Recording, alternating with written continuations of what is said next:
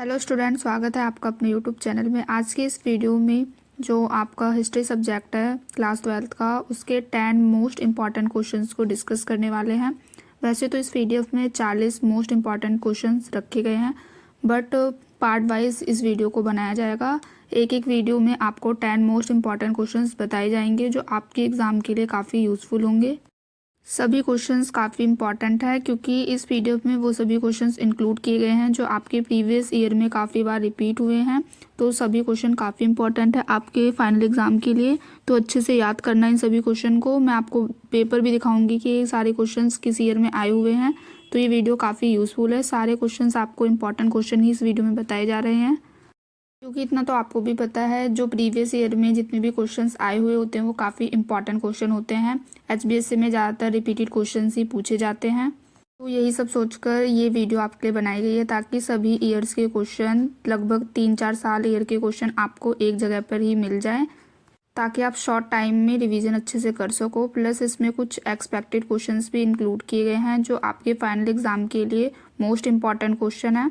तो चलिए स्टार्ट करते हैं। इससे पहले अगर आपने चैनल को सब्सक्राइब नहीं किया है तो कर लो, ताकि जो भी नेक्स्ट वीडियो डाली जाए आपको तुरंत उसकी नोटिफिकेशन मिल जाए। तो आपका फर्स्ट क्वेश्चन है, what are the features of the modern day cities are the found in the Harappa cities.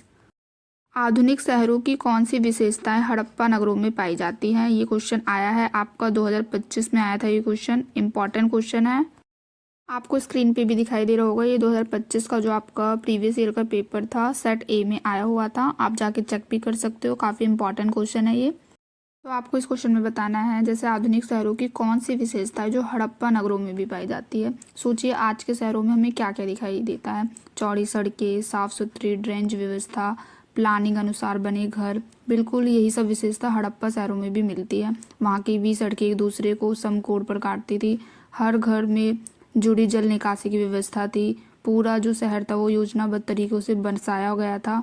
तो इससे ये पता चलता है कि जो हड़प्पा सभ्यता है वो नगर नियोजन में बहुत उन्नत थी। तो यही सब आपको एक्सप्लेन करना है इस क्वेश्चन में। इंपॉर्टेंट क्वेश्चन है क्योंकि 2025 में आया है, तो फाइनल एग्जाम के लिए भी काफ़ी इंपॉर्टेंट क्वेश्चन है, तो अच्छे से याद कर लेना। नेक्स्ट क्वेश्चन है आपका question number 2, the Harappa had contact with the remote areas, give the example. Harappa वासियों को दूर दराज क्षेत्रों से संपर्क था, उदाहरण दीजिए। तो जैसे हड़प्पा सभ्यता के जो लोग थे वो केवल अपने क्षेत्रों तक ही सीमित नहीं थे, बल्कि जो उनका संपर्क था वो दूर दराज क्षेत्रों से भी था। जैसे मेसोपोटामिया के साथ व्यापार, अफगानिस्तान से कीमती पत्थर, राजस्थान गुजरात से तांबा मिलने के प्रमाण बताते हैं कि उस समय लंबी दूरी का व्यापार भी विकसित था। यानी जो हड़प्पा सभ्यता था वो अंतर्राष्ट्रीय व्यापार से भी जुड़ी हुई थी। तो आपको यही सब एग्जाम्पल के साथ, उदाहरण के साथ एक्सप्लेन करना है इस क्वेश्चन में। ये भी question long type answer type question में 2025 में आया था। बाकी कई प्रीवियस ईयर क्वेश्चन में ये वाला क्वेश्चन आया हुआ है, आप जाकर देख भी सकते हो। तो काफ़ी इंपॉर्टेंट क्वेश्चन है ये भी। Next question, question number 3, how important were gender differences in the early societies. प्रारंभिक समाजों में लैंगिक विभिन्नता कितनी महत्वपूर्ण थी। ये क्वेश्चन आपका 2024 में जो प्रीवियस ईयर का पेपर है उसमें आया हुआ है। बाकी जो एक और प्री बोर्ड का आपका पेपर हुआ था 2024 में, उसमें भी आया था ये क्वेश्चन। तो काफ़ी इंपॉर्टेंट क्वेश्चन है ये वाला भी, आपको स्क्रीन पे दिखाई भी दे रहा होगा। ये क्वेश्चन आया हुआ है। ये वीडियो काफ़ी पेपर को एनालाइज करके सारे क्वेश्चंस को एक जगह पर इंक्लूड करके ये वीडियो आपके लिए बनाई गई है। काफ़ी इंपॉर्टेंट वीडियो, अगर इन सभी क्वेश्चंस को आप अच्छे से पढ़ लेते हो तो आप फाइनल एग्ज़ाम में बहुत अच्छा स्कोर कर सकते हो। कोई एक्स्ट्रा क्वेश्चंस नहीं, जो आपके एग्ज़ाम के लिए सच में इंपॉर्टेंट क्वेश्चन है वही क्वेश्चंस इस पीडीएफ में इंक्लूड किए गए हैं। तो समझते हैं इसका क्या आंसर होगा। क्वेश्चन नंबर 3 में आपको एक्सप्लेन करना है, जैसे प्रारंभिक समाजों में जो पुरुष और महिलाओं की भूमिका काफ़ी अलग निर्धारित हुई थी। कई समाजों में पुरुषों को अधिक सामाजिक और राजनीतिक अधिकार मिलते थे, जबकि जो महिलाओं की जो भूमिका थी वो घर और घर की जो चार दीवारी तक सीमित रहती थी। इस प्रकार जो लैंगिक विभिन्नता थी उस समय समाज की संरचना को तय करने में महत्वपूर्ण भूमिका निभाती थी। तो आपको यही सब इसमें एक्सप्लेन करना है। क्वेश्चन नंबर 4 देखते हैं। क्वेश्चन नंबर 4 है आपका, what were the similarities and differences between the Besharia and Basharia Sufi tradition.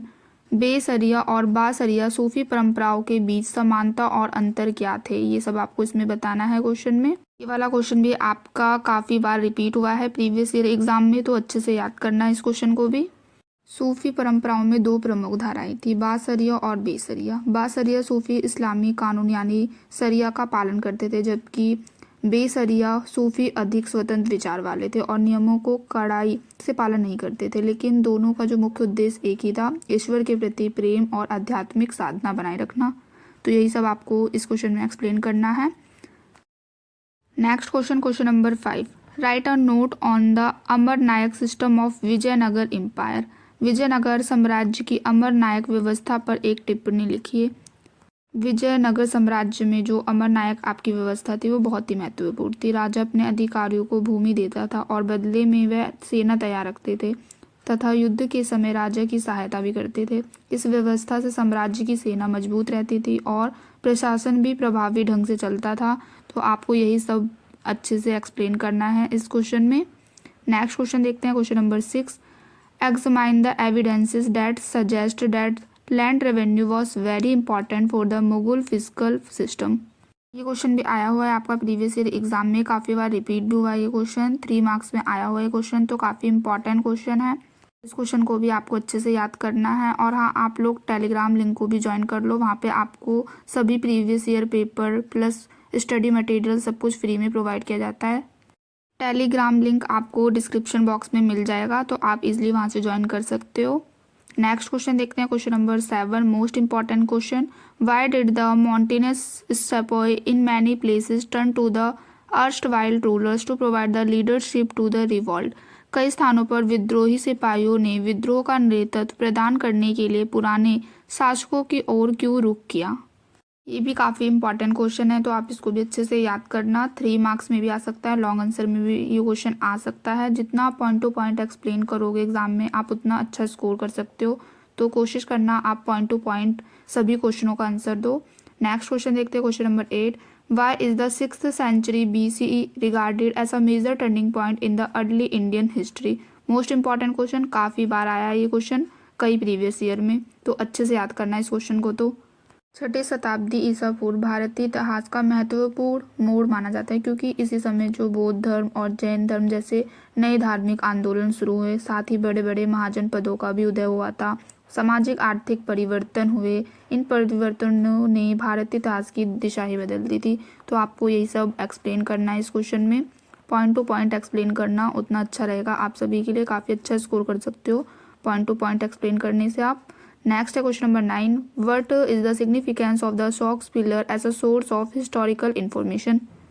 ऐतिहासिक जानकारी के स्रोत के रूप में अशोक के स्तंभों को क्या महत्व है। अशोक के स्तंभ ऐतिहासिक जानकारी के महत्वपूर्ण स्रोत माने जाते हैं, क्योंकि इन पर शिलालेख खुदे हुए हैं। इन शिलालेख से हमें अशोक की नीतियाँ, उनके प्रशासन, धर्म, उसकी नीति और उस समय की सामाजिक परिस्थितियों के बारे में जानकारी मिल जाती है। तो इसी कारण जो इतिहासकार उन्हें अत्यंत विश्वसनीय स्रोत मानते हैं। तो यही सब आपको पॉइंट टू पॉइंट एक्सप्लेन करना है इस क्वेश्चन में। नेक्स्ट क्वेश्चन देखते हैं, क्वेश्चन नंबर 10। क्वेश्चन नंबर 10 है आपको, how was the Congress annual season of 1929 significant. 1929 का कांग्रेस का वार्षिक अधिवेशन किस प्रकार महत्वपूर्ण था, आपको ये सब बताना है। 1929 का जो कांग्रेस अधिवेशन था वो बहुत ही महत्वपूर्ण था, क्योंकि इसी अधिवेशन में पूर्ण स्वराज का लक्ष्य घोषित किया गया था। इसके बाद 26 जनवरी को स्वतंत्रता दिवस मनाने का निर्णय लिया गया, जिसने स्वतंत्रता आंदोलन की एक नई दिशा प्रदान की थी। तो आपको यही सब एक्सप्लेन करना है इस क्वेश्चन में। तो ये 10 मोस्ट इंपॉर्टेंट क्वेश्चंस हैं जो आपके काफ़ी बार प्रीवियस ईयर एग्जाम में रिपीट हुए हैं, तो फाइनल एग्जाम के लिए भी बहुत ज़्यादा इंपॉर्टेंट क्वेश्चन है। तो सबसे पहले इन सब क्वेश्चंस को आप याद करना, काफ़ी इंपॉर्टेंट क्वेश्चन है।